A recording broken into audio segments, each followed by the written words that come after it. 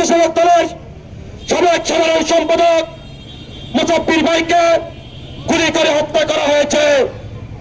নেতৃবৃন্দ, মুসাফির ভাই 5 আগস্টের পরে বেশি আশা কোনো নেতা নয়। মুসাফির ভাই দীর্ঘ 17 বছর এই ফ্যাসিস্ট খুনি হাসিনার বিরুদ্ধে রাজপথে লড়াই সংগ্রামের মধ্যে দিয়ে বেড়ে উঠেছে।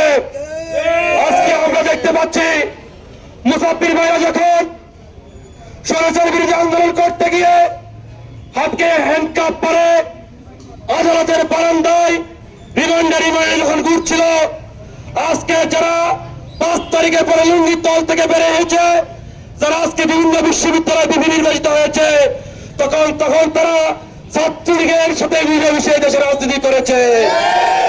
সংগ্রামী নেতৃবৃন্দ, মুসাফির ভাইরা এই দেশের জন্য রক্ত দিয়েছে, শ্রম দিয়েছে। মুসাফির ভাইরা দেশকে স্বাধীন করেছে, কিন্তু 5 তারিখের পরে মুসাফির ভাইরা কিন্তু কোনো ক্রেডিট দিতে আসে নাই।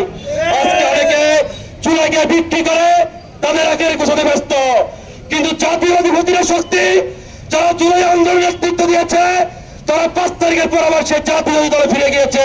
তারা কোনো জুলাই আন্দোলনের ক্রেডিট দিতে যায় নাই।